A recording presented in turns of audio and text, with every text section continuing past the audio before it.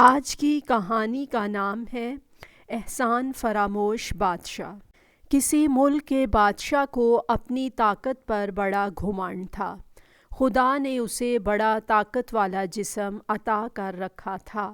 وہ گھوڑے پر بیٹھتا تو اکڑ کر بیٹھتا۔ خدا غرور اور تکبر کو پسند نہیں فرماتا۔ ایک روز وہ مغرور بادشاہ گھوڑے کو سر پٹ دوڑا رہا تھا کہ گھوڑا ٹھوکر کھا کر گر پڑا۔ بادشاہ بھی زمین پر لڑھکتا ہوا دور جا گرا۔ درباری بھاگ کر بادشاہ سلامت کے قریب پہنچے اور اپنی اپنی وفاداریوں کا اسے یقین دلانے لگے۔ کوئی گھوڑے کو الزام دیتا، کوئی ناہموار راستے کو۔ بہرحال جب درباریوں نے بادشاہ سلامت کو زمین سے اٹھایا تو ایک بات نے سب کو پریشان کر دیا۔ بادشاہ کی وہ گردن جو ہمیشہ اکڑی رہتی تھی وہ ٹیڑھی ہو چکی تھی۔ ہر شخص نے کوشش کر دیکھی مگر وہ گردن سیدھی نہ ہو سکی۔ ملک بھر کے سیانے دربار میں جمع ہو کر آپس میں مشورے کرنے لگے، لیکن وہ مغرور بادشاہ کے دکھ کا علاج نہ کر سکے۔ مصیبت یہ تھی کہ بادشاہ اپنی ٹیڑھی گردن کی وجہ سے سر پر تاج نہیں رکھ سکتا تھا۔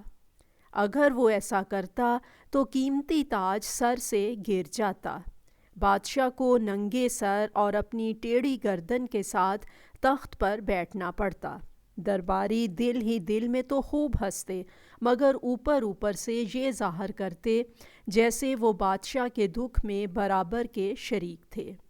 چند ایک عقلمندوں نے دبی زبان سے یہ ضرور کہا، غرور کا سر نیچا ہونا تو سنا کرتے تھے مگر آج ٹیڑھا ہوتا دیکھ رہے ہیں۔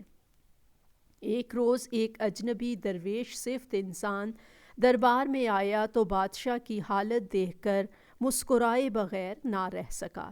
بادشاہ کی حالت دیکھ کر واقعی ہنسی پر قابو پانا بہت مشکل تھا۔ کوڑ پر کھاج والی بات یہ تھی کہ اس روز بادشاہ کی ٹیڑھی گردن میں شدید درد ہو رہا تھا۔ اگر بادشاہ آئندہ اچھے انسان کی طرح زندگی بسر کرنے کا وعدہ کرے تو میں اس ٹیڑھی گردن کو ابھی سیدھا کر سکتا ہوں، اجنبی نے بلند آواز سے اعلان کیا۔ یہ سن کر سارے درباری اس اجنبی کی خوشامدیں کرنے لگے تو اس نے سب کو ڈانٹ کر کہا، چپ رہو، درد بادشاہ کی گردن میں ہو رہا ہے اور شور تم لوگ مچا رہے ہو۔ میں اس کی وجہ بھی جانتا ہوں مگر اس وقت چونکہ بادشاہ سے گفتگو کرنا چاہتا ہوں لہٰذا وجہ بیان نہیں کروں گا۔ بادشاہ سلامت نے بھرے دربار میں غرور اور تکبر نہ کرنے کا وعدہ کیا اور یہ بھی کہا کہ وہ آئندہ گردن کو اکڑا کر نہیں چلے گا۔ اجنبی نے جانے کون سی دوا استعمال کی یا کیا جادو دکھایا کہ دیکھتے ہی دیکھتے بادشاہ کی نہ صرف گردن سیدھی ہو گئی بلکہ سارا درد بھی فوراً غائب ہو گیا۔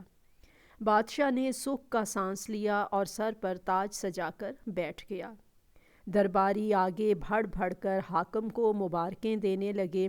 ہر شخص بادشاہ کے قریب ہونا چاہتا تھا۔ بادشاہ چونکہ حد سے زیادہ خوش تھا لہٰذا زندگی میں پہلی بار وہ اپنے دربار میں شور و غل کو برداشت کر گیا۔ پھر اس نے اجنبی کو انعام وغیرہ دینا چاہا لیکن وہ اجنبی طبیب دربار سے غائب ہو چکا تھا۔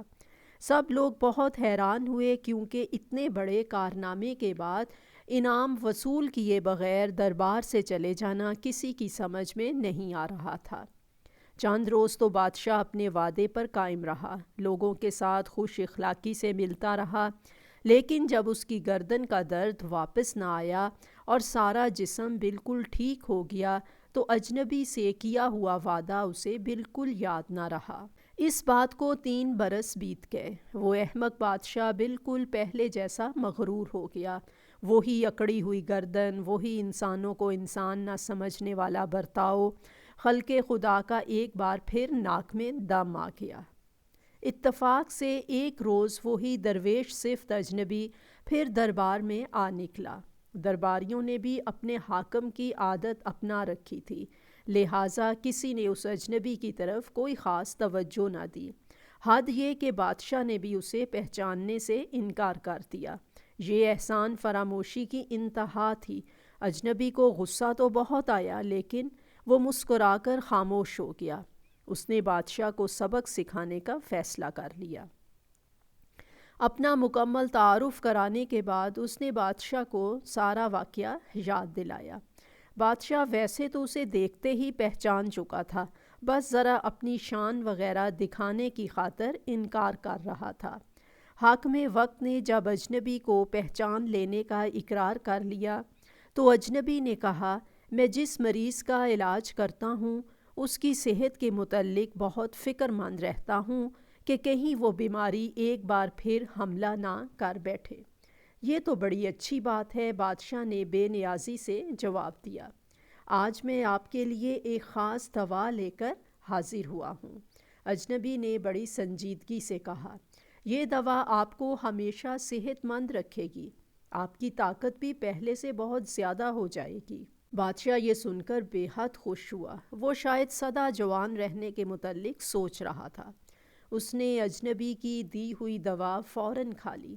دوا کھاتے ہی بادشاہ سلامت نے بڑے زور سے چھینک ماری اور اس کی گردن ایک بار پھر ٹیڑھی ہو گئی۔ سر سے تاج لڑک کر دور جا گرا اور گردن کا درد بھی لوٹ آیا۔ سارے درباری بادشاہ سلامت کے گرد جمع ہو کر اسے تسلیاں دینے لگے۔ بادشاہ نے چیخ کر حکم دیا، خدا کے لیے اس عقل مند حکیم کو میرے پاس لاؤ، میں اس سے معافی مانگنا چاہتا ہوں۔ درباریوں نے ہر جگہ تلاش کیا مگر وہ اجنبی جانے کہاں غائب ہو گیا تھا۔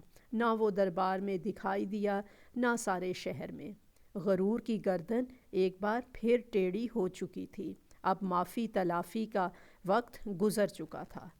کسی کے احسان کو ہمیشہ یاد رکھنا چاہیے اور غرور تکبر سے دور رہنے میں ہی انسان کا فائدہ ہوتا ہے۔